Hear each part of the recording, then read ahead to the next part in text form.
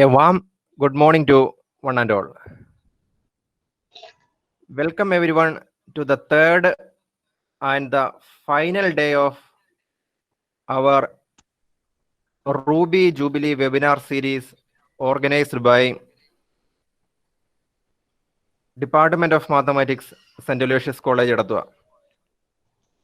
Today, we present on the topic functional analysis by Dr. V.B. Kiran Kumar of Cochin University of Science and Technology. First of all, let us seek God's grace by a prayer song.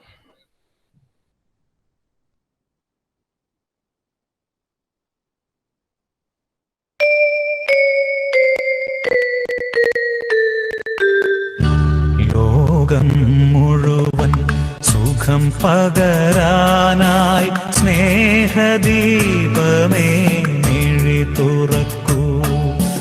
ലോകം മുഴുവൻ സുഖം പകരാനായി സ്നേഹദീപമേ മിഴി തുറക്കൂ. കഥന നിവാരണ കനിവിന്നുറവേ കാട്ടിൻ നടുവിൽ വഴി തെളിക്കൂ. ലോകം മുഴുവൻ സുഖം പകരാനായി സ്നേഹദീപമേ മിഴി തുറക്കൂ.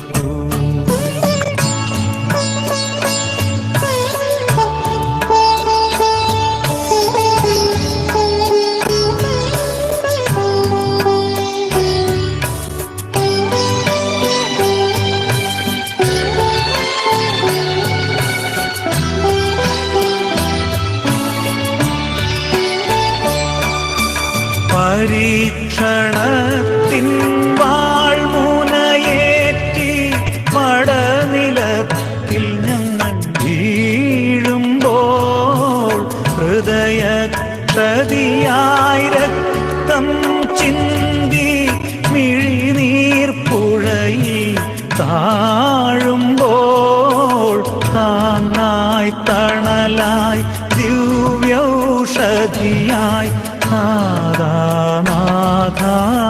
കരം പിടിക്കൂ. ലോകം മുഴുവൻ സുഖം പകരാനായി സ്നേഹദീപമേ മിഴി തുറക്കൂ.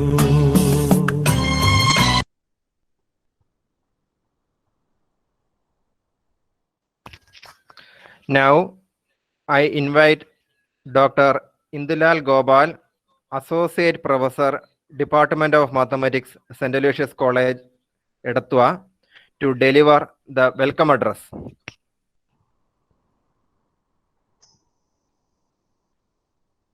Respected Vice Principal and Head of the Department of Mathematics, Professor Kuchirasema Joseph, Coordinator of this Ruby Jubilee webinar series, Professor Jijo Joy, my dear colleagues and dear participants. I am here to extend a formal welcome to all of you to this meeting.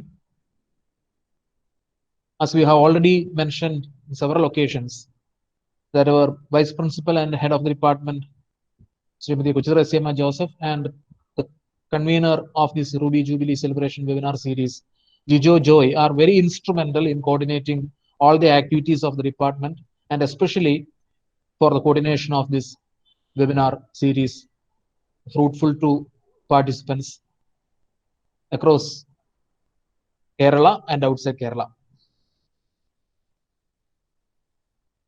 I welcome all of you to this webinar series and request you to make fruitful outcome through constructional interactions and the talk you get delivered through these sessions. Today, the topic of the webinar is functional analysis. most of you being PG students may aware that the function analysis is a branch of mathematics where vector spaces and operators plays a very significant role. In fact, this subject has its origin in ordinary and partial differential equations. And at the beginning of 20th century, only this subject started to form a discipline of its own through integral equations. Even yet, people were doubtful whether this can constitute the standard of a core subject or make a good theory out of these elementary functional analysis, vector spaces, and theory of operators. These questions were addressed and conclusively proved that function analysis is a very good, beautiful branch of mathematics when the celebrated Hahn-Banach theorem was established in 1920. So this is why this subject is a very young subject. So it offers a very fruitful area of research, and that is why we have chosen this subject or this topic for today's webinar. And this is the seventh and the last in this series of the seminars coordinated under the Ruby Jubilee celebrations of the Department of Mathematics, St. Aloysius College, Edatwa. Today we have with us Dr. V.B. Kiran Kumar, Assistant Professor of Cochin University of Science and Technology as a resource person. He obtained his PhD on spectral analysis of bounded self-adjoint linear operators in a linear algebraic approach in 2012 from Cochin University of Science and Technology. And he has 11 international publications to his credit. And he is the Kerala State Young Scientist Award in 2017. And he completed a research project under the UGC Startup Research Grant of 10 lakh. In 2013, he obtained the National Board of Higher Mathematics Postdoctoral Fellowship. And in 2008, he was awarded with the Kerala KSST Research Fellowship. So we are very lucky and we are very fortunate to have such a very excellent resource person today to interact with you and give you and update you and fortify you with the information and knowledge on functional analysis. So on behalf of the Department of Mathematics, St. Aloysius College, Edatwa, sir, I extend you a very warm welcome to this session.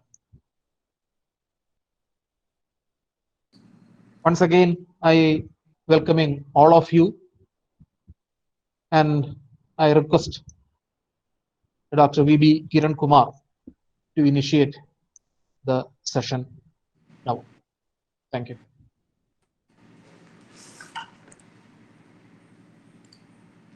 Yeah. So, am I audible? Yeah, yes. Okay. So, thank you very much, Dr. Indulal and his colleagues for. And I request if you can use this microphone a little bit closer to your mouth, we can a little bit more audible. Possible. Is there any problem in the present condition because I am standing away from the screen? Okay. And that makes the pitch of your voice is little low. Okay. So let me see.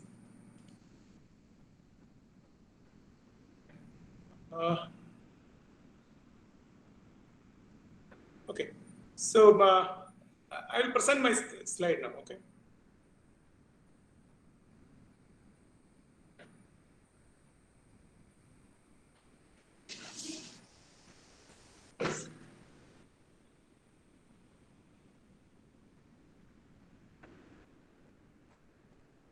So is the screen slides visible to all of you? Yes. Okay. And I'm audible, right? Yes. Okay. Okay. So once again, thanks, Dr. Indulal and his colleagues for giving me this opportunity. So, let me begin my presentation. So, as all of you know, a large part of mathematics has its roots in physics. So let me begin with a couple of motivating problems in physics before going to our conventional introduction to function analysis stuff. Okay, so these are some couple of familiar problems to all of you. So usually in an undergraduate course, we come across such problems. The first one is the vibrating string problem, and the second one is the heat conduction problem. So let me explain it in very brief. So, okay. So let us consider the vibrating string problem first. So suppose an elastic string is tied, keep both ends fixed, and you just pluck it or struck it. So then it starts vibrating. Okay. So, so we need to understand this vibration. So suppose the function y xt represents this the position of this string at the point x and at time t. I mean, let us assume that the string is at the one end point of the string is at the origin 0 and the other end point is at 1. It's a one-dimensional string. So neglect the thickness of the string. And it starts vibrating. So as time progresses, it will depend on the time also, the position. So y will be a function of x and t. And suppose we know the initial position of the string. So that means we know that y equal f of x at time t equal to 0. And you assume that you also know the initial velocity. That means at time t equals 0, the velocity is yt. I mean, the first partial derivative with respect to t. So yt is given by gx. So suppose we know these two things, then by some physics laws, for example, the Newton's second law of motion. So Newton's second law of motion tells you this very simple thing. I mean, it gives you an equation for force and work done, force and equal to some mass into acceleration kind. So using these physical laws, you can derive the system of equations. So what we obtain is this. So this derivation is again something common to the undergrad course in mathematics. So you will obtain this equation, ytt equal to a square into yxx. Whereas the left-hand side represents the second partial derivative with respect to t, I mean time, and the right-hand side represents the partial derivative with respect to the position x. So this is a well-known wave equation. Okay, and we assume that y0t equal to y1t equal to 0. That means the boundary condition. So once you fix the endpoints, I mean 0 and 1 is fixed. So there is no motion at all. So therefore, that y at 0t and y at 1t will be 0. So we can also consider other cases where only one endpoint is fixed and other allowed to vibrate and so on. So in this case, if you keep both ends fixed, then you will have y0t and y1t equal to 0. And the initial conditions, as I mentioned here, so the initial position is supposed to be known to us, is given by f of x, and the initial velocity is assumed to be g of x. So this is our problem. So by a vibrating string problem, if we want to understand the vibration of this string, we need to solve these problems. I mean, we need to solve this equation, wave equation, with the boundary conditions and initial conditions given by this. Okay. Now let us look at the solutions. So it's a simple computation, and you will see that these two functions, I mean yxt given by sine k pi x into sine ak pi t, and yxt given by sine k pi x into cos ak pi t, will satisfy the equations and boundary conditions. That is very easy to check. But the initial conditions need not be satisfied for all choice of f and g. So there will be some restriction on the initial conditions. That means you cannot have a solution with an arbitrary f and arbitrary g. So the initial velocity and initial position is determined by this. Okay. Now these are solutions, and by kind of linearity of this problem, you can easily see that any finite linear combination of these two solutions, I mean, this one and this one, you take any finite linear combination of them, that will also satisfy this equation. So that is very easy because our problem is linear in some sense. So it will also satisfy the boundary conditions, but of course, you know that there will be restriction for the initial conditions. Now the natural question is, what happens if we consider an infinite linear combinations? I put in the inverted comma because for the time being, we don't know what is meant by an infinite linear combination. So we can add these functions, that's all. So you don't know what a convergence notion and all these things for the time being, okay? So this is the question arises quite naturally from this problem, okay? So now I think you understand that the problem is to consider the infinite series of this form, okay? Now let me consider another problem related to the same thing, something called as heat conduction problem. So here what happens, you imagine a thin plate of some material and you apply heat from the boundary, and the natural Newton's law of cooling will tell you that heat flows from a point at the higher temperature to a point at lower temperature. That is quite natural. So that is Newton's law of cooling. And you assume that, so you are having a thin plate, a two-dimensional object. You assume that the temperature at the point xy is denoted by u of xy. So it's a function of position. It will also depend on time. But let us assume that it is a kind of steady state. So we need to understand the temperature at an arbitrary point, xy. That means you need to understand the function u xy. So that's the thing, okay? Yeah, now with some physical experiments, I mean experimental facts, and using this Newton's law of cooling, we obtained the heat conduction at steady state. Steady state is important. That means I just neglect the independence of time. I assume that it is independent of time. So then we will see that it is governed by the following equations. So you'll obtain that it satisfies, this u satisfies this partial differential equation, dou square u by dou x square plus dou square u by dou y square equals 0. This is the Laplace equation, well-known Laplace equation. And if you write it in the polar form, so we are in the two-dimensional plane. So this is the equation in Cartesian coordinates. So if you replace by the polar form, you will obtain this. That means dou square u by dou r square plus 1 by r and dou u by dou r plus 1 by r square into dou square u by dou theta square equal to 0. Now, suppose we consider a special situation where your plate is a circular disc, okay? Maybe you can consider unit disk. So it is modeled by a unit disk, okay? So what happens? Suppose the heat flow at the boundary is given. So that is typically that is the situation. We know the heat conduction at the boundary. So we are applying heat at the boundary. We need to know the heat at a certain point, okay? So that means at the boundary means u1 theta. I mean the boundary of the circular disk is when r equal to 1.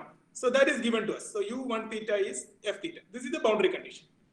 And this is the natural condition satisfied by u because r theta plus 2 pi and r theta represent the same point. So u r theta plus 2 pi should be u r theta. That means periodicity comes quite naturally. So we need to solve the equation with satisfying these two boundary conditions. These two conditions. One of them are boundary conditions. Now, again, there's a typical method called variable separation method, where you assume that u is of the form f of r into say g of theta, and this is due to D'Alembert. So after doing all those computations in partial differential equations, you'll obtain that un r theta given by a r raised to n into capital A e power I n theta plus capital B e power minus I n theta, where n varying in the set of natural numbers, and these A, B are constants. These are solutions. This will solve the Laplace equation. Okay, so that is very easy to obtain. I mean, let me not do the computations here. Now, once these are solutions, and again by the linearity of the problem, you will see that any finite linear combinations of this form. So here you can see that n varies from minus n to positive n, minus capital N to positive n. These are constants, capital N's are constants, and r power mod n e raised to I n theta. This will also satisfy the equation. Okay. Now here, if you apply the boundary condition, so this is a solution, say u r theta.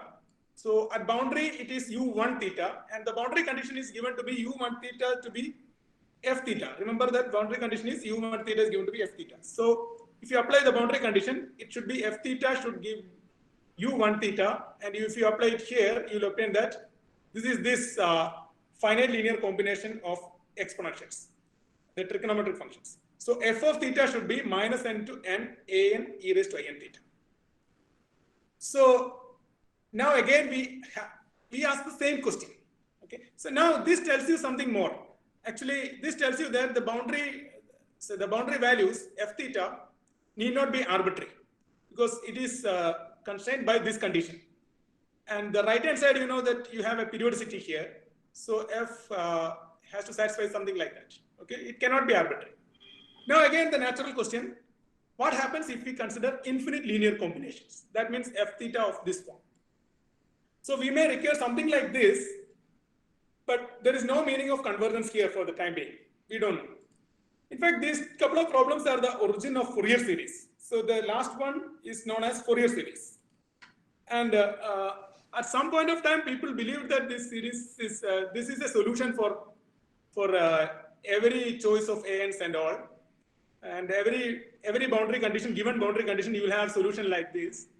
And what I want to convey is that this comes from a purely physical problem, but those times people were not bothered about the convergence issues and all. Okay? So later, when the calculus was made rigorous by doing some analysis, modern analysis, then these kind of issues, convergence issues of Fourier series and all other things came into picture.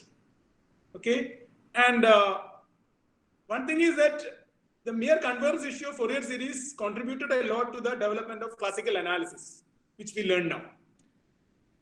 Now let me again mention some other areas where the function analysis tools are being applied to a large extent. So let me not pretend to know all these areas, but let me just list down them. Again, this list is not complete.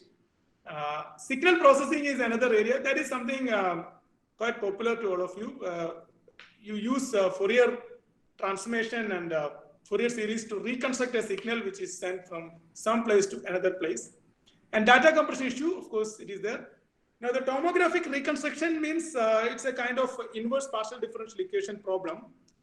Just like if you look at some mining problem and all, you know the information of the boundary and you want to know something in the interior. So that comes quite naturally here. Principal component analysis is much popular now using linear algebraic tools. Machine learning, then probability theory, of course. Now let me come to the geometry business. So this is something quite familiar to all of you again. Our basic high school geometry, the Pythagorean theorem tells you that for a right angle triangle, this is a right angle triangle, you have this s square equal to b square plus h square.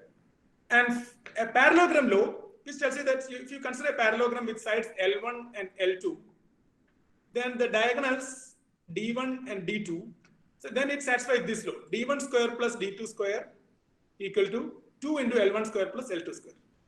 So now, what I want to convey is that, see, these are two algebraic identities, either the Pythagorean theorem or the parallelogram law. So they are output of some geometrical considerations. So one is the reason for the first identity is the angle between these two sides are theta, I mean pi by 2. And here it is due to the parallelogram thing, which means these two sides are parallel to each other. Okay, so we observe that both these algebraic identities are the consequence of certain geometric properties. Okay, so the angle between two vectors is core notion behind these ideas. So now let us look at the relation between angle and dot product.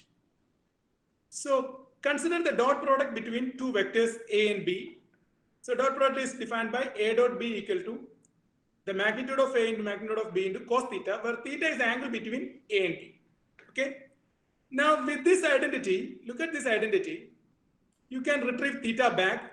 If A and B are non-zero, theta is cosine inverse of this. Okay. That means you can obtain theta provided you know dot product.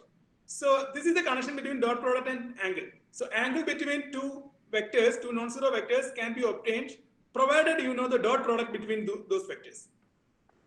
So that is one important observation. The second thing, you have an algebraic identity satisfied by dot product. So A dot B is obtained by A1 B1 plus A2 B2, where A is given by this vector, this coordinates, and B is given by this. So what is important is that the left-hand side A dot B is, we have seen that that comes from the geometry using the angle between these two vectors. But the right-hand side is only an algebraic thing. I mean, it makes use of only the algebraic operations. Okay, and therefore the right-hand side you can generalize it into higher dimensions. Wherever this algebraic operation makes sense, you can generalize this notion. So via this identity, we can generalize the dot product to higher dimensions. So that is our idea. And again, from the previous slide, we have seen that if you are able to generalize the dot product, from this identity, you can also generalize the angle between two vectors. So naturally, we are generalizing the geometry. I mean, we are carrying over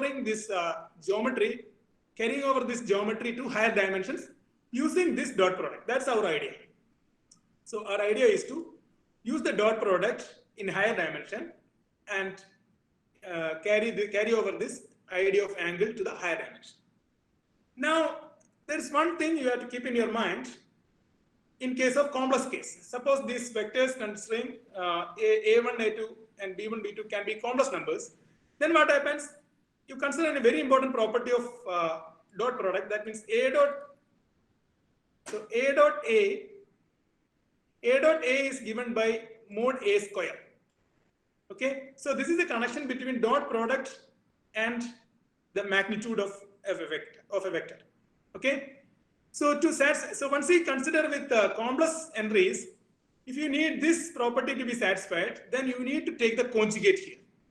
So that's why when you are having complex vectors here, then A dot B should be defined as A1 bar B1 plus A2 bar B2, where this bar denotes the complex conjugate. Otherwise, you will not get this identity. So that is something you can easily verify using some simple vectors like 1i or something. Okay. Now another thing, it's an alert.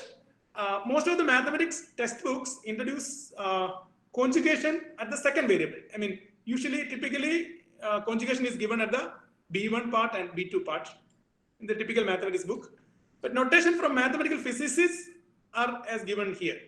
Okay, so now I am following a mathematical physics textbook. That's why I gave this definition, but in fact it will not make any difference, except that if you are starting with this definition, your linearity will be in the second variable, and if you are doing the other definition, linearity will be in the first variable. So that's the only difference, but essentially all the results will be the same. Okay. Now before going to the formal definition, let me discuss some examples. Okay. Our first example is H is equal to Cn. So Cn means you collect all n triples of complex numbers Z1 up to Zn, with Zi belongs to Z. And you know that it is a vector space with the typical usual addition, vector addition. I mean, component-wise addition and scalar multiplication. I mean, you can add two vectors component-wise, and you can multiply by a complex number again component-wise. Okay. That will satisfy all the axioms of a vector space. So this is a complex vector space. So Cn is a complex vector space with the usual the component-wise addition and scalar multiplication.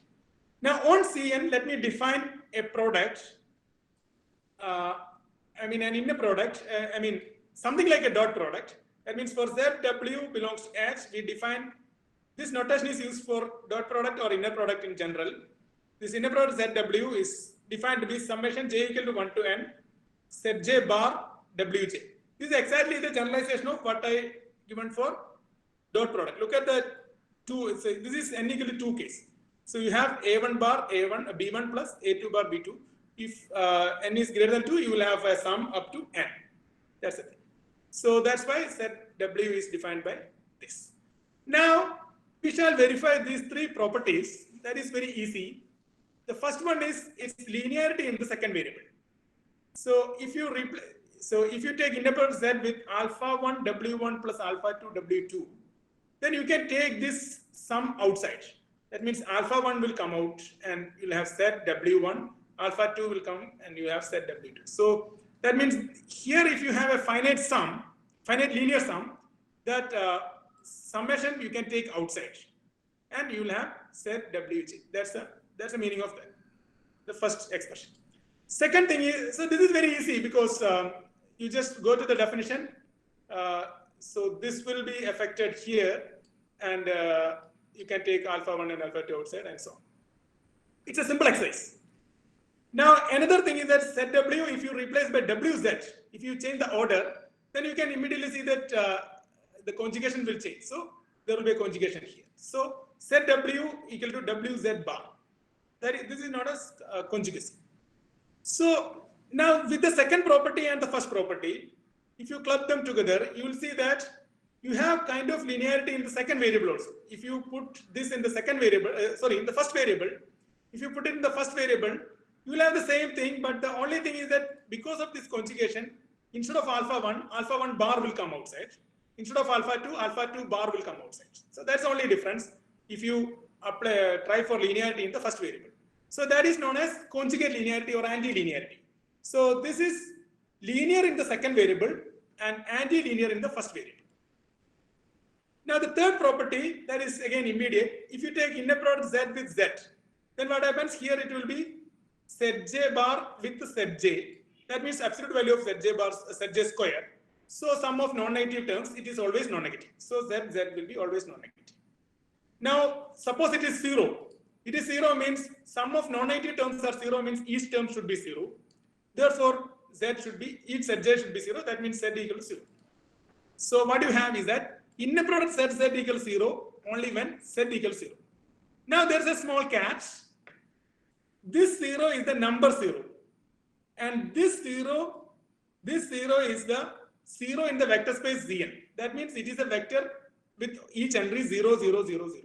So that's the difference here. So these three properties are satisfied by this function inner product ZW. Okay. Now let us look at the second example. Now, so far we have been dealing with finite n tuples. Now we deal with infinite n tuples. So you take infinite sequences of complex numbers, but we demand that there are only finitely many non-zero things in each vector. So that is C00.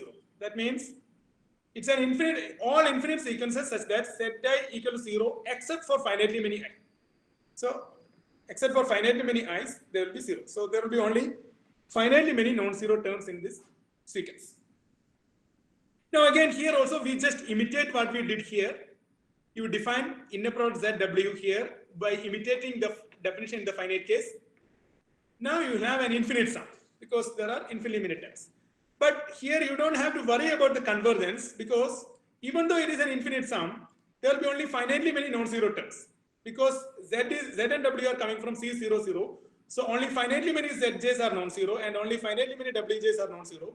So only finitely many terms in this series will be non-zero. Therefore, it reduces to a finite sum always. So you don't have to worry about the convergence issues. So this is well defined. Now, once the convergence is not a botheration, proving this properties 1 to 3 is easy because you can just imitate what you did in the finite case. Okay, because it's a finite sum only. So 1 to 3 is easily verified. Now let us go to the next example. Here we consider again infinite case, infinite sequences. But if you consider all the infinite sequences and define the inner product in the similar way, suppose we define it like this, then there is a convergence issue because we have infinite sequence here. So this series will be infinite and there will be non-zero terms, infinitely many non-zero terms. So we need convergence of this series to make sense of this inner product ZW. Therefore, we give a restriction here. We don't consider all infinite sequences. Instead, we demand that all infinite sequences with this square summability. We demand that summation j equal to 1 to infinity mod Zj square is finite. This is important, and as a consequence of this condition, you will obtain that this series is convergent. Okay, so once such a convergence is established, then again it's an easy thing to verify the property 1 to 3. That means these three properties you can verify easily. The only thing is that instead of a finite sum, you will have an infinite sum here, but convergences are already taken care, then it is easy. So this is a very important Hilbert, later we will prove that it's a Hilbert, later we see that it's known as Hilbert space. This is a very important space, L to N. Okay. Now let me continue the example. So far we have been considering with the sequence spaces. Now this is a function space. So you consider x equal to C01. So what is C01? You collect all functions from closed interval 01 such that they are continuous. So we take only continuous functions defined on 01, the closed interval 01. And we define f and g. So you take f and g from C01. F and g are continuous. So therefore this quantity is also continuous. F bar g is also continuous. So you have a continuous function on closed interval 01. Therefore you have the typical Riemann integration now. So you can consider the Riemann integration of that. So you don't have to worry about the extents because every continuous function on a closed and bounded interval is Riemann integral. So you consider the Riemann integral of f bar g. So this is how do we define inner product f g here. This is again quite natural. You can see the earlier definition was summation. For finite n-tuples you have finite sum. For infinite n-tuples you have infinite sum. So now you're dealing with functions means this is a special case of that, right? So sequence is a special kind of functions. So functions means we are dealing with uncountable things. So it will be an uncountable sum. That is what we call an integral. So this is how it comes quite naturally. You have an integral here. So you know that Riemann integration is linear. So, and also it is positive. Positive in the sense if f greater than or equal to 0, then integral f greater than or equal to 0. So these two properties will give you the property 1 to 3, but you have to do some work on this property. This property. This will be non-negative always, but if you want to obtain f of equal to 0 only when z equal f equal to 0, you have to do a little bit work. What do you have to do? So suppose f of equal to 0. F of means integral 0 to 1 f bar f. That means integral 0 to 1 mod f square. So the question is whether integral f equal to 0 implies f equal to 0. The answer is no. You have examples where integral is 0 even though function is not 0. What happens if you have continuity? Then also you have answer is no. You can consider, for example, sin x and all interval. Its integral vanishes because you have oscillation. So if you don't have oscillation and continuity, that means function is non-negative and integral vanishes, then you have function is 0. Because if function is non-zero, then there is and it is positive, non-negative. So there is at least one point where it is strictly positive, and by continuity you can find a neighborhood where it is positive, and in that neighborhood you can consider the integral will be positive. So the whole integral will be positive. So integral is 0 means function is 0 provided function is continuous and positive. So that can be used to obtain the third property. So this will be satisfying 1 to 3. Now let us go to the most important example. But let me caution you, if you are not familiar with measure theory, you shall just neglect what I am talking about measure and all. But I will not discuss about the measure in detail. But just keep in your mind that on the real line, there is a measure called a Lebesgue measure, which is translation invariant and which has several properties. Okay, and using that measure, you can generalize the notion of Riemann integration to something called Lebesgue integration. Okay, so here I am considering the Lebesgue integral. Okay, so I am considering all functions which are square integrable. Okay, here I am considering the Lebesgue integration with respect to the Lebesgue measure. So square integral means integral mod ft square is finite. But there's a small catch here. In fact, strictly speaking, the elements of L201 are not functions, but equivalence class of functions. Okay, so what do you mean by this equivalence class?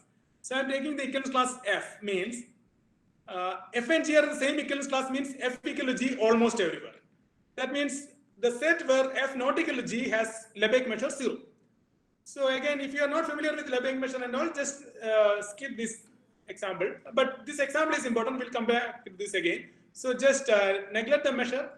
But that is very important. If you want to learn function analysis, you should know a little bit measure theory. Not little bit, in fact, a lot of measure theory. So L201 is the equivalence class of all functions which are square integrable with respect to the Lebesgue measure. And here again, the definition of inner product is the same.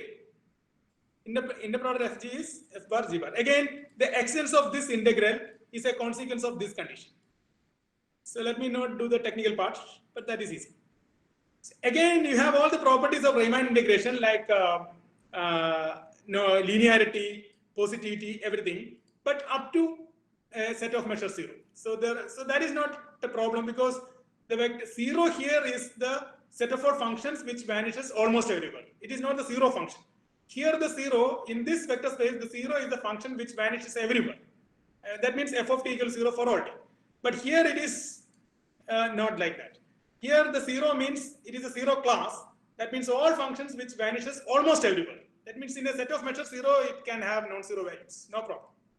So again, you defined it like this, and it is easy to verify the properties 1 to 3 using all these properties and some properties of Lebesgue measure and Lebesgue integral, which I do not mention here. Okay, now the final example is the familiar one for all of you, the set of all n by n complex matrices. So this is a familiar set, and you know how the linear structure, you can add two matrices and you can multiply by a scalar, everything. Now for A and B in two matrices, you define the inner product to be trace of B A star. Trace means the sum of diagonal entries. You define inner product A B to be trace B A star, and you just verify the property 1 to 3. It is easy now. And in fact, it's a slight cheating. In fact, this example, you can actually identify the example I gave initially. I mean, the first example that you will see maybe later. Okay, with these examples, let me go to the definition. So what do you mean by an inner product space? You consider a complex vector space with an inner product. So what is an inner product? Inner product is a function from this vector space to R, satisfying property 1 to 3. What are the properties? Let me just rewrite again. Linearity in the second variable, that's what I wrote here. You have a linear sum here, you can take that linear sum outside. So linearity in the second variable. And this is anti-linearity, or what you call conjugacy. Fg is equal to Gf bar.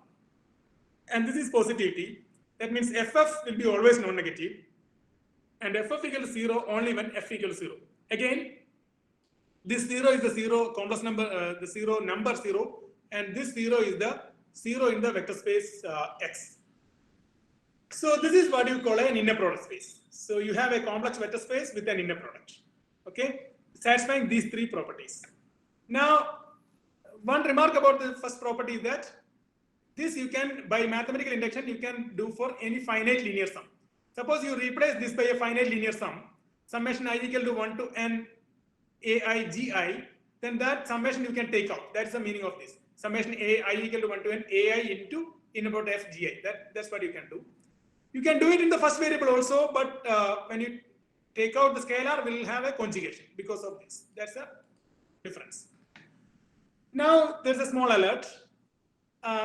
There is a literature on real inner product space also. So we consider only the spaces over complex fields due to various reasons. So in general, the definition will be need not be a complex vector space, but a vector space over C or R. But we consider only the complex vector space because of some reasons. Now, let me use a notation here. You know that this inner product FF is always non-negative.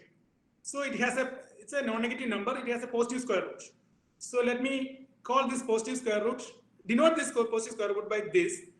This is something called norm. But for the time being, it's only a notation. We will not prove anything about this for the time being. I just use this notation norm f for this ff power 1 by 2. That means norm f square is inner product ff. Okay. So now you recall our basic geometry. the dot product A dot B, A dot A gives you mod A square. That means A dot A power 1 by 2 gives you the magnitude of A. So a vector is something with both magnitude and direction. So the magnitude is obtained by this, right?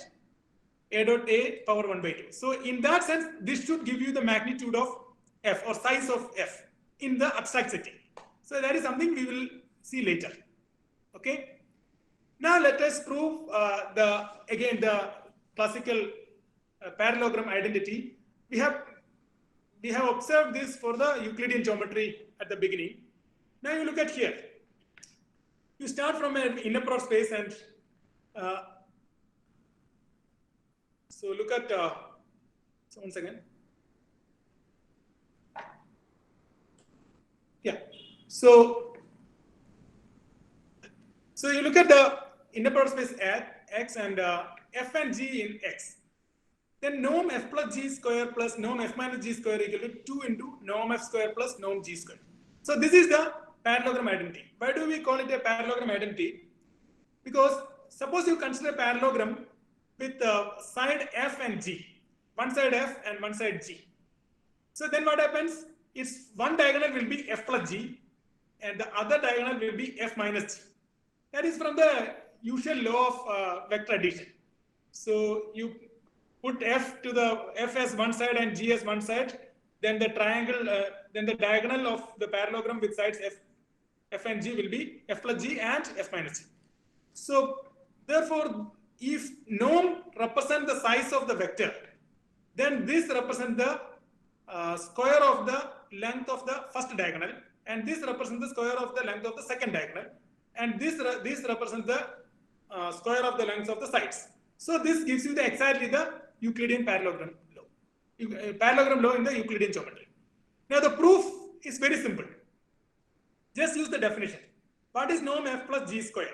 By definition, it is F plus G into F plus G. Now you use the linearity in the second variable. So it is F plus G into F plus G into G. Now you use linearity in the first variable. In the first variable, you don't have linearity, you have anti-linearity, but you are not using any scalar here, so you have the same thing. So it will be FF plus GF plus FG plus GG. So FF by definition, it is norm F square. And GG by definition, it is norm G square. Now FG and GF are conjugate to each other. So it is just like Z plus Z bar. So that is 2 into real part of this. So combining this, you obtain norm F plus G square is equal to this. Norm F square plus norm G square plus 2 into real part of FG. And similar computation will give you norm F minus G all square equal to norm F square plus norm G square minus 2 into real part of FG. Now you just add these two things, you will obtain parallelogram identity. The proof is quite easily done. Now, the notion called orthogonality. So in the classical geometry, Euclidean geometry, we know that two vectors are perpendicular to each other if their dot product is 0. So similarly, you define F and G are orthogonal if F inner product Fg is 0. And a collection of vectors F alpha with alpha belongs to I in X is said to be orthonormal if their inner product is given by the Dirac delta function delta alpha beta. What do you mean by this? F alpha with F alpha will be 1 and F alpha with alpha beta will be 0 if alpha not equal to beta. That is the definition. Okay, that means they are orthogonal to each other and their norm will be 1. F alpha will be 1. So that is the meaning of an orthonormal set. Now let me prove a Pythagorean theorem. See, you start from an orthonormal set in X, a finite orthonormal set, F1, F2. So F1, F2, Fn. So a finite orthonormal set in X, and G is an arbitrary element in X. Okay. Then you have this very important identity. So what is this identity? You consider norm G square. That is obtained by these two sums. Summation j equal to 1 to n mod fj g square plus norm, the distance between, the norm of the difference, g minus this quantity. Okay. So this is the Pythagoras theorem. Let me prove this. This is a very important result. This is something which we will use everywhere in this. So just keep in your mind this identity. And this identity follows from the orthonormality of FJs. So that's why it's a Pythagorean theorem. Now, the proof is very simple. You just denote this quantity, the quantity inside this norm, this quantity. This is a linear combination of fj. Look at this. Inner product fjg is a scalar. So it's a linear combination of fj. So you just denote it by g tilde. So g tilde equal to a linear combination of fj. Since x is a linear space, any linear combination of elements will be again there. So this is an element in x. Now you compute the norm g square, norm g tilde square. So by definition, norm g tilde square is g tilde, inner product g tilde. Now just substitute the definition of for g tilde. So the first thing will be summation j over j fj g fj, and the second thing is again the same, but I use the indices by I just to keep in tell you that there will be off diagonal entries. There will be f1 with f2 kind inner product will be there. But essentially that will not contribute to this sum because fj with fi will be 0 when j not equal to I. Okay, so essentially only the same diagonal terms will come into picture. So now I use linearity and conjugate linearity. So here by conjugate linearity I can take this summation outside with a bar, and by linearity I can take this sum outside with as it is. So now fjg bar will be there, fjg will be there. So that gives you mod fjg square, and fj will be 1. So it will not contribute. So that's the thing. So you obtain norm g tilde equal to this summation. Similarly, inner product g tilde will obtain the same thing. Now it's only a simple computation. Now what you do, you just compute this norm square. So you write it here, and you know that the second entry is g tilde. So by notation, so it is norm g minus g tilde square. Now again, by definition, this inner product g minus g tilde with g minus d tilde. Now by linearity, it is norm g square plus norm g tilde square minus 2 into real part of g tilde. Now keep in your mind that g tilde is this. So its real part is also this. And norm g tilde square is also this. They are same. So these two quantities are same, but there will be a minus 2 of that. So that will give you norm g square minus this. So that's a proof. Okay. So what you obtain is that this identity. Now we will see certain consequence of this identity very soon.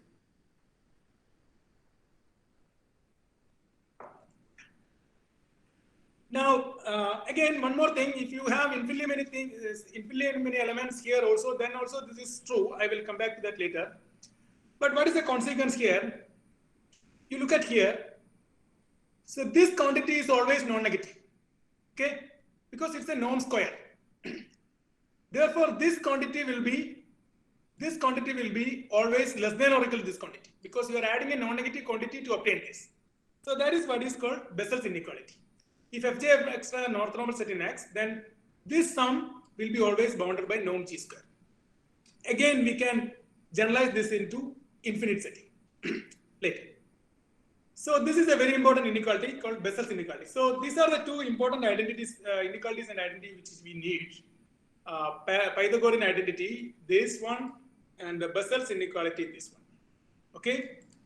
Now using this, we are going to obtain the famous Cauchy-Schwarz inequality. It tells you that for every f and g here in an inner product space, absolute value of the inner product fg is bounded by norm f into norm g. Let me prove this. If f or g are 0, then both sides is 0. If f is 0, this side is 0, and this side is 0. So you have equality. Suppose f is non-zero. If f is non-zero, you can consider f by norm f to be f1. Then it is a singleton set which is non-zero and have norm 1. Therefore, it is orthonormal by definition. So an orthonormal set just need inner product should be 0 whenever you have two distinct things. So here you have only one of norm 1. So that is an orthonormal set. Now we apply Bessel's inequality with n equal to 1. See, recall that Bessel's inequality is true for an orthonormal set and for any g belongs to x. You have this identity. If n equal to 1, that means inner product f1 g absolute value square will be bounded by norm g square. So we apply that here. you obtain mod f1g square is bounded by norm g square. Now just apply the definition of f1, that is f by norm f. So you'll obtain this inequality. This is Schwarz inequality, Cauchy-Schwarz inequality. Mod fg will be less than or equal to norm f into norm g. Now the natural question, when do you have equality? So when do you have equality here? So equality here means you have equality here. That by a backward computation, you will obtain the equality here means you have equality in the Bessel's inequality. So you have equality in the Bessel's inequality with f1 for the singleton set f1. So if you have equality in the Bessel's inequality, just go back to your Pythagorean theorem. Equality in the Bessel's inequality means this quantity and this quantity are same. These two quantities are same. See, if these two quantities are same, whatever you are taking this quantity, that should be 0.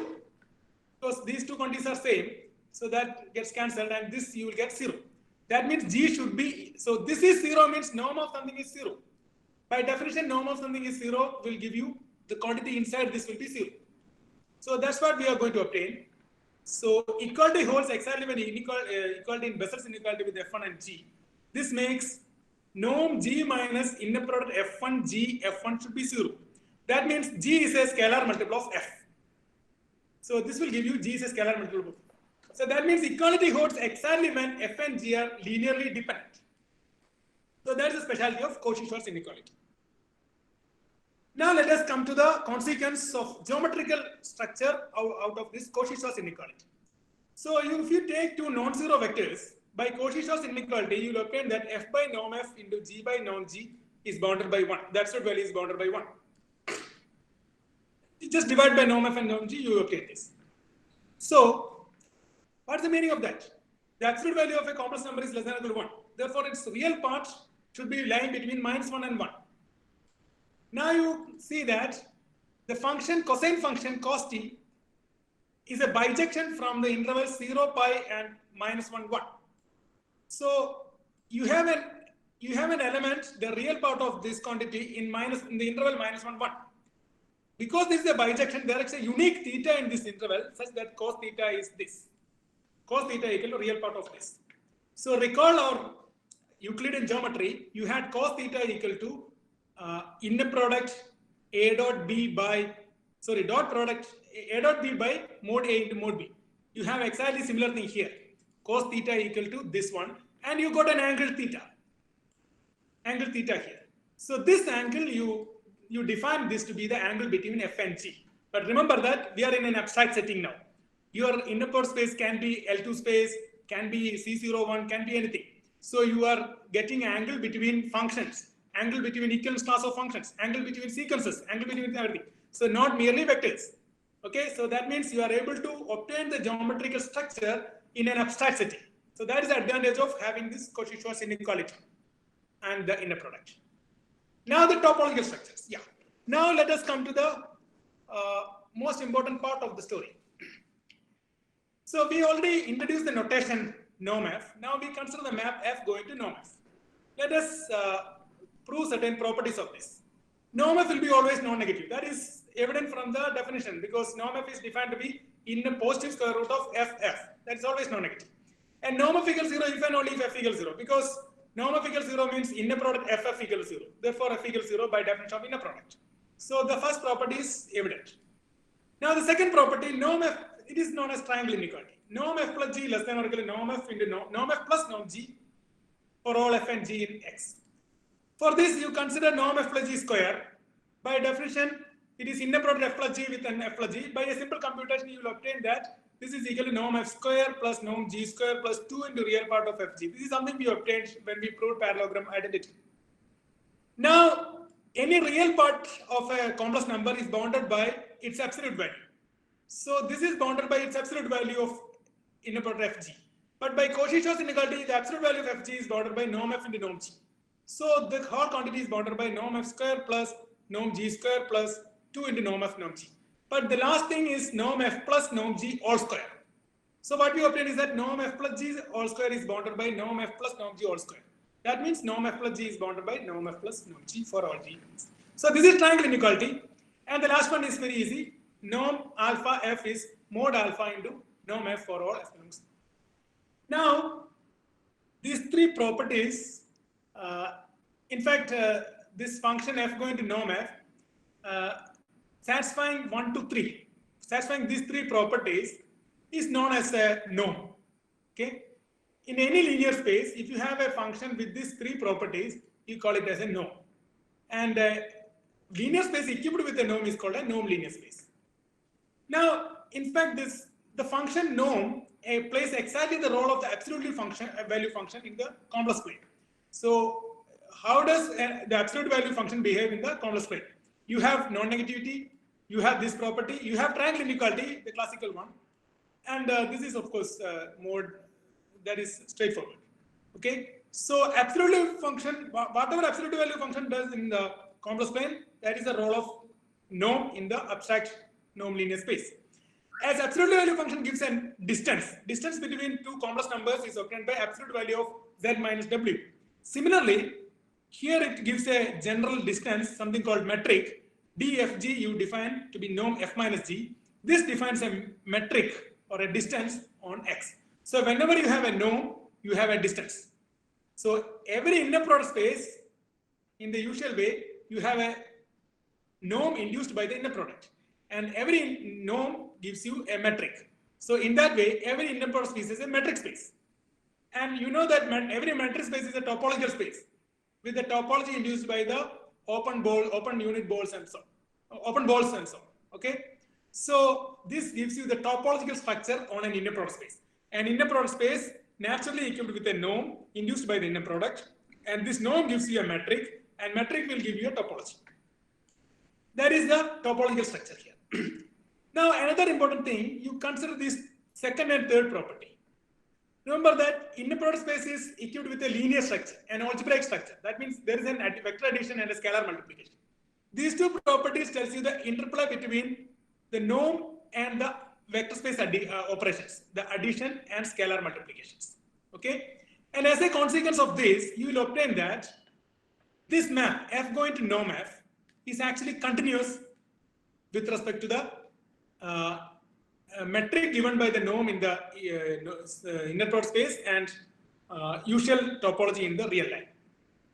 That means if f and g there's a notational problem. This map, notation is correct. This map fg going to f plus g and alpha f going to alpha f, they are actually continuous. That means fn converts to f and gn converts to g will give you fn plus gn converts to f plus g. That follows from here using the triangle inequality. And similarly, fn converts to f and alpha n converts to alpha, gives you alpha n converts to alpha f. That means this is a very important thing. See, in a vector space, you have an algebraic operations at vector addition and scalar multiplication. And this gives you continuity quite naturally. If you have a norm, then these operations are continuous. That's the consequence of these 2 and 3. Now, using Cauchy-Schwarz inequality, you can also prove the continuity of the inner products. That is also important. See, you just go back to the Cauchy-Schwarz inequality. Yeah, look at this. So you treat inner product as a function. So fn converts to f and gn converts to g. From this inequality, you will get inner product fn and inner product fn gn will converge to inner product fg by simple triangle inequality. So what you have is that you have the inner product is also continuous with respect to the norm. Now, so what is the advantage of having this? See, now let us summarize what we did so far. In a linear space, you only have algebraic operations where you can talk about finite linear combinations. But once it is an inner product space, an additional structure is coming, the geometric structure is coming out of the inner product, and also the inner product gives you a topology in this way. So once you have a metric induced by the inner product, then you can talk about convergence of sequences, Cauchy sequences, infinite series. Therefore, you can talk about infinite linear combinations. That's the thing. And you can also talk about continuous linear maps and so on. So, if every Cauchy sequence in a metric space is convergent, we call it a complete metric space, just like R or C. Now, in a normed space, if it is complete with respect to the metric induced by the norm, then it is called a Banach space.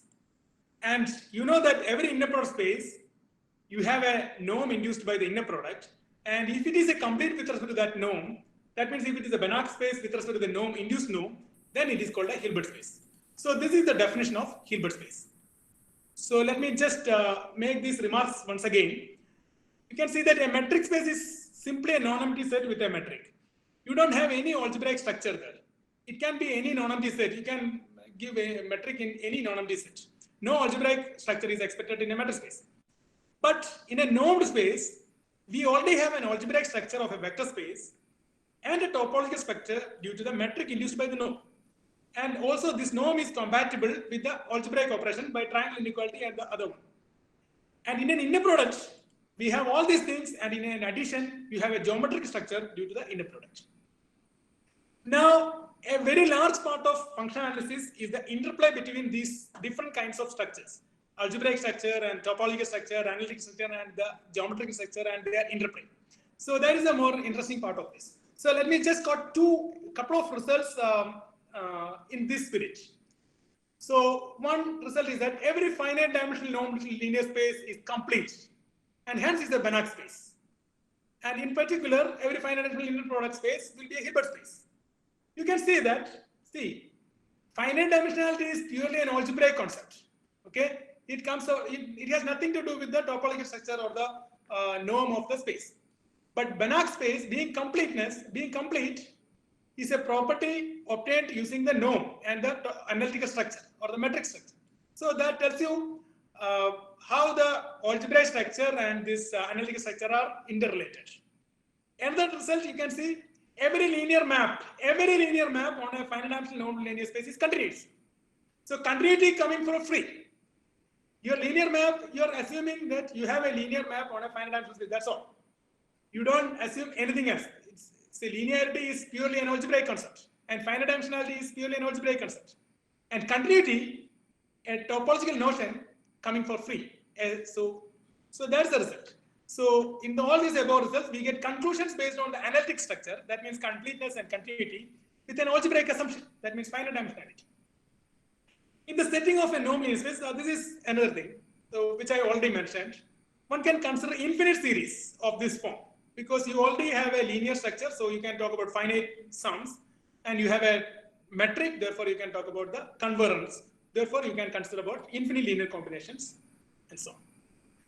So, but this is not possible in an arbitrary vector space. Another thing I already mentioned, using continuity and linearity of the inner product, we can interchange the infinite summation and the inner product. See, earlier we proved that we observed that we can interchange the finite sum from this variable, from the second variable. But G infinite series, you denote it by some limit of the nth partial sum. But limit you can take out because of the continuity of the inner product. Then by linearity, you can take the finite sum. Then again, applying limit, you will obtain this. So you can interchange the infinite sums here in the second variable. You can do it in the first variable also, but a bar will come. That's the only difference. Now let us go back to the examples and see which all of them are complete or gives you a Hilbert space. Look at the first example, H equal to Cn.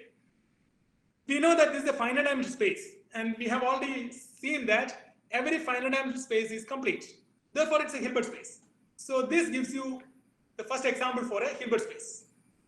Now the second example, C00. Here you don't have finite dimensionality. It's actually an infinite dimensional vector space. So in fact, this is not complete. You can actually consider a sequence like this and prove that it's a Cauchy sequence, and you can do some technical details to obtain that this sequence has no limit in this C0, in this space. So this is not complete. Whatever I denoted by X will be incomplete. Whatever I denoted by H will be complete. So now H equal to L2N, I denoted it by X, therefore it will be complete. In fact, the completeness can be proved using some standard arguments, but let me skip the proof actually here. A little bit techniques are involved, but it's a standard argument. You start from a Cauchy sequence in L2N, and then you prove that each component wise it will be a Cauchy sequence in the complex plane. And since complex plane is complete, you will have a limit for that. And using all these limits, you form a vector. and prove that it is in L2n and convergence happens. That's a standard argument, but let me skip the proof and all. But this gives you the most important example of a Hilbert space. Now this one, x equals 0, C01, you can see that it is not complete. You can consider this sequence, for example. Suppose this point is 1 by 2. I mean, yes. So use the sequence which is Fn, which is 0 till 1 by 2. And 1 by 2 plus 1 by n, it is this line. And after that, it is 1. So you can see that Fn is a Cauchy sequence and limit, the point-wise limit will exist and that will not be continuous at the point 1 by 2. And later you can prove that, it will not have any limit in C01. But remember, it is not the point-wise limit, but something else. Now, the most important Hilbert space, H equal L201. Again, let me skip the proof for completeness, but this is a Hilbert space with, and a very important one for, as far as the applications are concerned, this is the most important Hilbert space. Okay. Whenever you deal with finite energy signals in signal processing, or whenever you deal with problems connected with Fourier series, you will end up with such a space, L2 space. But let me mention one more thing. Here I only introduced L2 of closed interval 0, 1. But this you can change to any arbitrary interval. For example, minus pi or 0 to pi. Or you can even go beyond finite measure space. You can consider L2 of R itself. But when you consider spaces with infinite measure, then the theories will be a little bit different. But whatever is true for closed interval 0, 1 will be true for any set with finite measure. You can rewrite it by any closed time boundary interval. Okay, this is a Hilbert space. And the last one is obviously a Hilbert space because it's a finite dimensional space. Okay, so it is of no interest for the time. Yeah, now let me just recall what the Pythagorean theorems which we proved. I will not prove it here now, just take. So what is the Pythagorean theorem? You consider a countably infinite orthonormal set. So earlier we had only finite set, but now you take a countably infinite orthonormal set in X, and G is an arbitrary element. Then the same argument will give you that summation j equal to 1 to n mod fj g square plus norm g minus summation j equal to 1 to n inner product fj g fj norm square is equal to norm g square. The same argument, just denote this by g tilde and compute whatever the proof which we did. So you will obtain this. Now look at here. Again, as a consequence, if this quantity is non-negative, you know that this is a norm square, it is always non-negative. Therefore, this quantity, the first quantity, will be less than or equal to norm g square for every n. That is important. We have an infinite set here. So for every n, you have this inequality. Therefore, and the right hand side is independent of n. Therefore, if you apply limit n tends to infinity, then also this inequality will satisfy. So you will obtain the Bessel's inequality as a consequence. So summation j equal to 1 to infinity mod fj g whole square is less than or equal to norm g square. So this is a very important thing. Just apply limit and obtain this. Okay. So this is the Bessel's inequality, the infinite portion. Now proof is more or less we discussed it. Now we see when does equality holds in Bessel's inequality. Okay. Just go back here. Suppose equality holds here.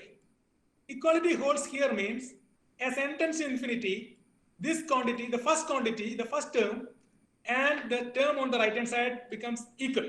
I mean, as n tends to infinity, this goes to this. That means what? As n tends to infinity, this second term goes to 0. What is the meaning of that? Norm g minus a sequence goes to 0 as n tends to infinity. That means this sequence converges to g. That means what? As limit n tends to infinity, what is this? So that means you have equality here. That means g is equal to this. So equality holds exactly when g equal to summation fjg fg. Infinite sum. So that's a very important thing. Equality holds in Bessel's inequality if and only if this happens. Now, remark. So you start from an orthonormal set in X. It gives by Bessel's inequality, you have a sequence fjg in L2. See, what is Bessel's inequality? It tells you that given this orthonormal set, this quantity, this sequence, this series is bounded by norm g square. This is always finite. Therefore, this quantity is finite. That means this sequence is square summable. So we get a square summable sequence FJG. Okay. So orthonormal set is fixed. For every G, you have a sequence in L2N. Now we do the other way. Suppose G is equal to this, some alpha J Fj, an infinite series.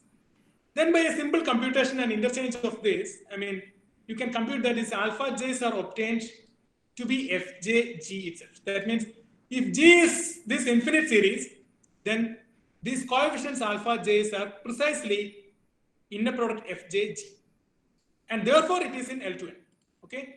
That means if G is an infinite series like this, then these coefficients are in L2N. Now, what about the converse? Suppose you have something in L2N. So, something in L2N, a sequence in L2N. Can we find a corresponding G here?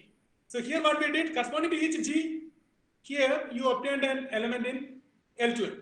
Can you do the converse? Corresponding to each alpha J in L2N, can you find a G here? So, let us address this question.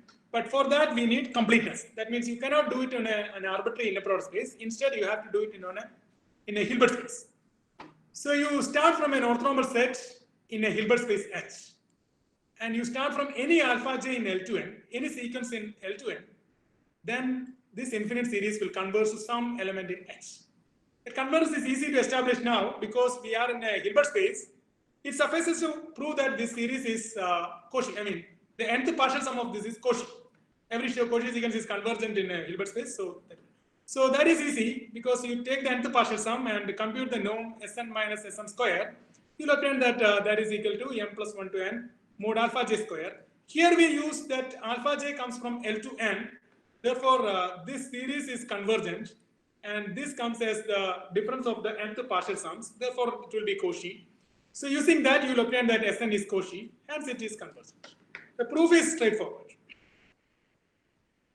Now we cannot drop completeness. You can see examples here. Let me not discuss that. So completeness is very important here. You need to work on a Hilbert space. So this is a well-known Riesz-Fischer theorem. Now let me come to a very important part, the final stage of the story. So we have seen that you start from an orthonormal set in a Hilbert space H, say Fj, and a G belongs to H. Then this sequence is in L2N. That's what we have seen by Bessel's inequality. Inner product Fjg is in L2N. And also, this is in L2N. By Riesz-Fischer theorem, you apply Riesz-Fischer theorem for alpha j. Instead of alpha j, you plug here this. Then this quantity will converge. This series will converge. That's what Riesz-Fischer theorem. But it will converge to some G tilde. You don't know it will converge to G. That need not happen. It will converge to some G tilde. Okay? But what you know is inner product Fj G tilde and inner product Fj G will be equal for all G. That is easy because just plug the definition of G tilde here. G tilde is this infinite series. You interchange the sum. So finally you will end up with Fjg. So what do you have is that given an orthonormal set, this series will always converge in Hilbert space, but that need not converge to G. That will converge to something G tilde with the property that Fj G tilde and Fjg are equal. That means Fj inner product Fj with G tilde minus G equal to 0 for all G. But it does not imply that G equal to G tilde. For example, if you consider L2n and you consider the standard orthonormal set E2n, I mean, we are taking only the even part, I mean, E2, E4, etc. I mean, one at the second place, one at the fourth place, and so on. So then it's an orthonormal set, okay? And you start, instead of G, you consider this sequence in L2n. So Fjg, you have E2j with this. If you compute, you will obtain that, you will obtain this. 0, 1 by 2, 0, 1 by 4, and so on. You are not getting G back. Your G was 1, 1 by 2, 1 by 3, 1 by 4, etc. But you are getting G tilde, which is not equal to G. So G need not be equal to G tilde. Why this happens? Because Fj G tilde equal to Fj G for every J does not imply G equal to G tilde. This is the reason. If it implies, then you. So in other words, this happens because Fj is not maximal, need not be maximal as an orthonormal set. That means Fj H tilde equal to 0 for every J need not imply that H is 0. So because of that lack of maximality, we have this problem. For example, this is not maximal. There are non-trivial vectors which is orthogonal to each element, each vector in this orthonormal set. That's the problem. So to eradicate that problem, let's consider the notion of orthonormal basis. What is an orthonormal basis? A collection of it is a maximal orthonormal set in a Hilbert space. This is called an orthonormal basis. What do you mean by maximal maximal orthonormal set? If this is contained inside contained in another orthonormal set, then that set should coincide with this. So there should not be any bigger, strictly bigger orthonormal set which contains this or containing this properly. Or in other words, that tells you that if f alpha f, the inner product is 0 for all alpha, then that f should be 0. Only the 0 vector should be orthogonal to each f alpha here. So that's what you call an orthonormal basis. And why it is called an orthonormal basis? Because of this representation. If you have an orthonormal basis, you have this G, you will get back G. That's something you will get just now. But before that, let me mention one more thing. In general, an orthonormal basis need not be countable. Okay? But you have some positive results here. Suppose that f alpha is an orthonormal set. You start from an orthonormal set in an inner product space. Then for every f belongs to X, this set where inner product f alpha f non-zero. So f alpha says that inner product f alpha is non-zero is at most countable. So even though f alpha can be uncountable, but the set where inner product f alpha non-zero is at most countable. Okay, so that is a very important thing because these are the things which we use to represent f. Now you look at here. If f alpha is an orthonormal set in a Hilbert space, H, and for f belongs to H, yeah, you start from an orthonormal set in a Hilbert space H and start from f belongs to H. Then the set EF is countable. You have already observed here that this is countable. So EF such that f alpha with f alpha f inner product f alpha non-zero is countable. You denote it by f1, f2, etc. This is a countable set now. Then this summation converges to some G belongs to H. So we have already seen that this converges, right? So by Rees-Fisher theorem, this will converge because FJF is now in L2 by Bessel's inequality, and any such things will converge. And this G will satisfy the property that inner product f alpha with f minus G equals 0 for all alpha. This is obtained simply by applying Rees-Fisher theorem with an orthonormal set this in L2, and the L2 element is FJF.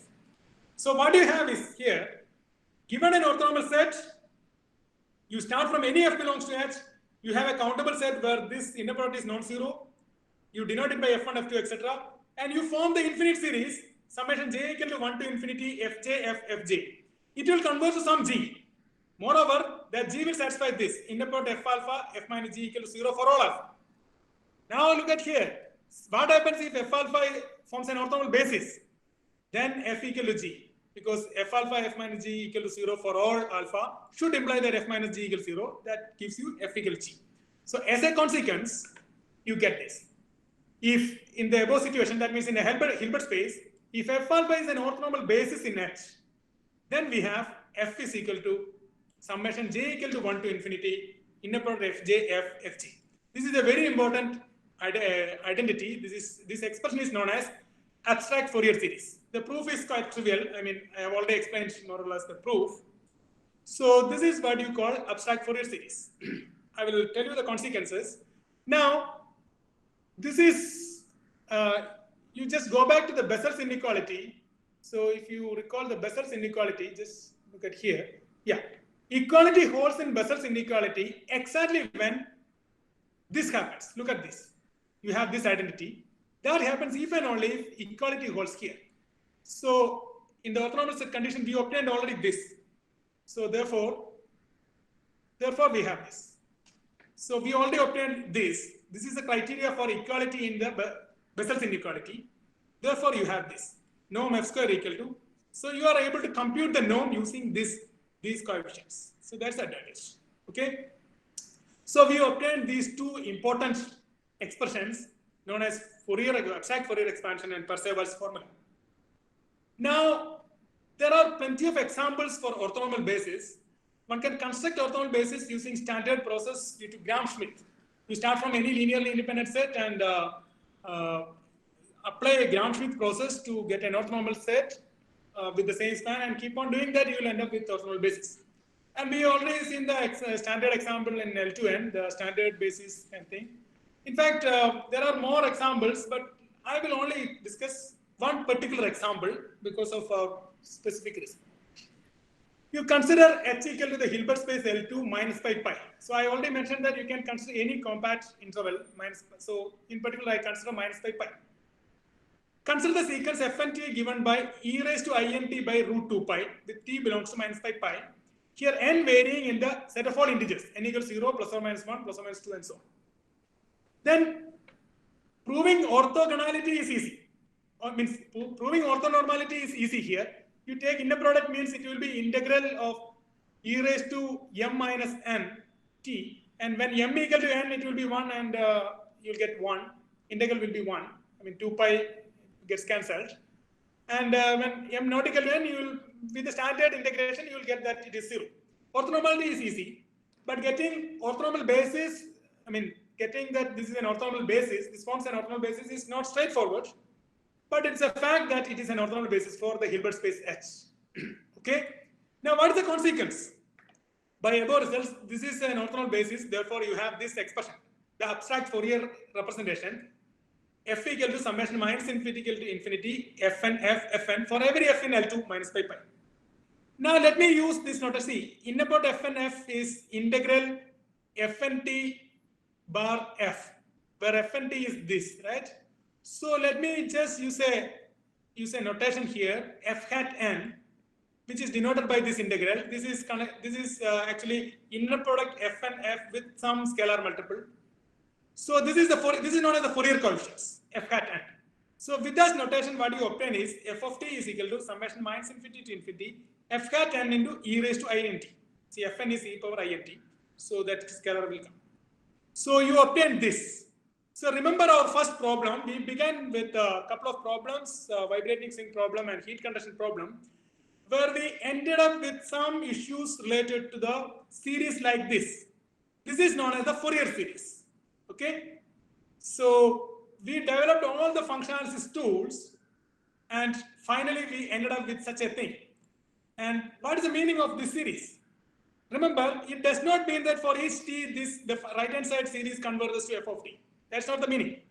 It means that for every f in L2, the nth partial sum will converge to f in the L2 sense. What is the L2 sense? The norm in L2, which is given by the integration.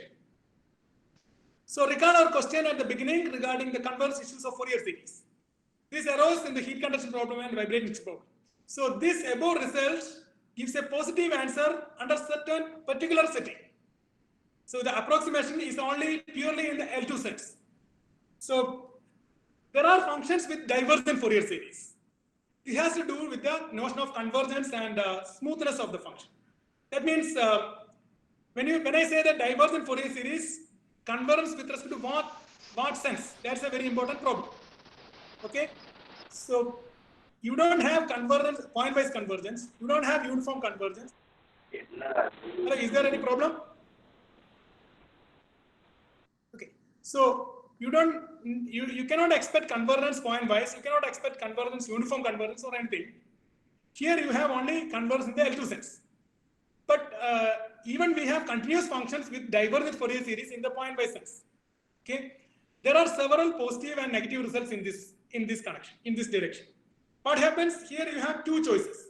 Either you relax the notion of convergence. You don't demand for uniform convergence. You just demand for some convergence in the lighter sense, like L2 sense or something. Then you will get convergence for a large class of functions.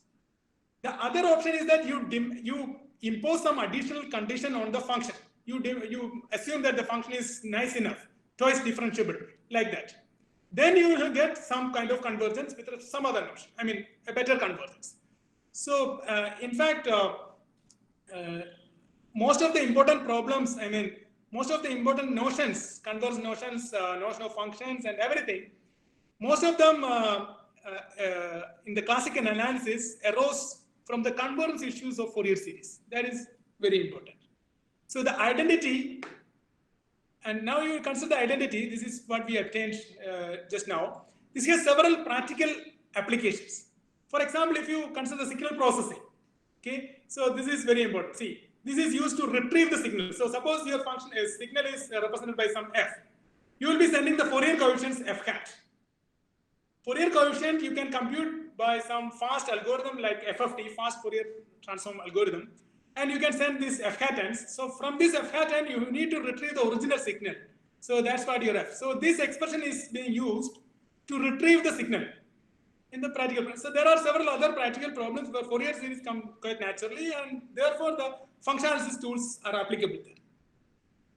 There are other important, okay, so one more thing, there are other important class of orthogonal bases, such as orthogonal polynomials like Chebyshev polynomial, Legendre polynomial, and so on, or also such as wavelet bases, and several other things. So depending on our practical issue, practical problem, you will use the representation with respect to different bases. The abstract Fourier representation which I obtained here, yeah, this expression and the abstract Parseval's formula, this works for any orthonormal basis. In particular, it works for Fourier basis. It also works for wavelet basis, orthogonal basis, polynomial basis, and several other bases. And that is why this is applicable in a wider sense. Okay, so let me summarize. Several important notions in classical analysis were developed to settle the convergence issues of Fourier series. So let me end with this quote from the book by Rajendra Bhatia. It tells you that Fourier series are not just tools for physicists and examples for the mathematicians. They are directly responsible for the development of nearly one half of mathematics over the last 2 centuries. You can agree or disagree with this, but I do enjoy doing Fourier series. So these are some references, some very important references. The first one is due to Barry Simon. He's a mathematical physicist. He has written recently a comprehensive course in analysis. There are 5-part book series. It is available in Amazon. In fact, it discusses most of the things in analysis, starting from basic real analysis and ending up with mathematical physics problems and several other things. You will enjoy reading this, and also included several historical details, and it's fun reading them. Now, the second one is a book by Rajendra Bhatia, which I mentioned just now, Fourier series. Its second edition is available now. It tells you the whole development of Fourier series from the physics problems and how it contributed to the classical analysis. And then using that Fourier series, how the classical analysis notions were developed and how these notions were useful in the abstract areas of mathematics like number theory and several other areas. And then how they became applicable in problems in chemistry and several other things. It's really worth reading. Such a short textbook, a small textbook actually. And the last one is, of course, a familiar book for all of you, Function Analysis by Balmohan Limaye. So I hope I'm in time. So thank you very much for your patience. I would love to have questions.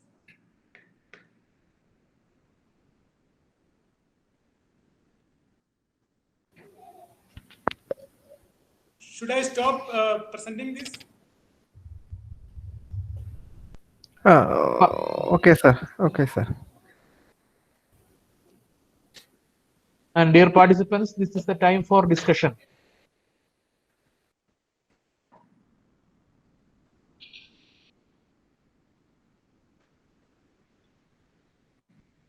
And if you have any question, you can ask directly or type it in the chat box.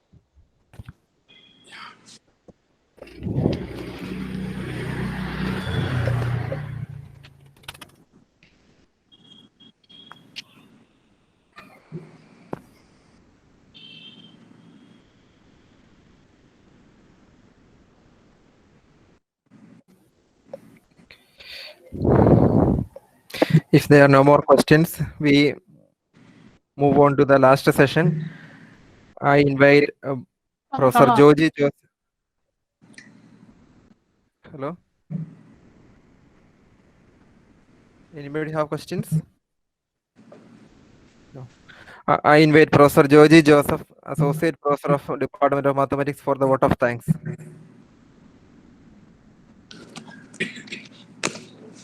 Respected Vice Principal and Head of the Department of Mathematics, Professor Kochira S.M. Joseph, today's chief guest and resource person, Dr. V.B. Kiran Kumar, the Jubilee convener, Professor Jijo Joy, my dear colleagues and dear participants. So this is the last one. The webinar series conducted as part of the Ruby Jubilee celebrations of the Department of Mathematics. A number of programs were conducted as part of the Ruby Jubilee, and it will come to an end by this month. On this occasion, I would like to say a few words of gratitude. First of all, I thank Dr. V.B. Kiran Kumar, Cochin University of Science and Technology, who had accepted our invitation and deliver an excellent talk on various aspects of functional analysis in a simple language within the limited time. We are lucky to have such a young, talented person to our webinar. On behalf of St. Aloysius College, Edathua, Department of Mathematics, and all the participants, I extend a sincere thanks to you, sir. Now our Vice Principal and Head of the Department of Mathematics, Professor Kochira S.M. Joseph, who is behind the success of all the programs in the college and in the department. On behalf of all, I extend a sincere gratitude towards Professor Kochira S.M. Now the Jubilee convener, Professor Jijo Joy, who is successfully conducting all the programs in connection with the Ruby Jubilee. I thanks to Professor Jijo Joy. I also thanks to the other faculty members of the department. Lastly, I thanks to all the participants of the webinar who made this program a real success. Thank you all.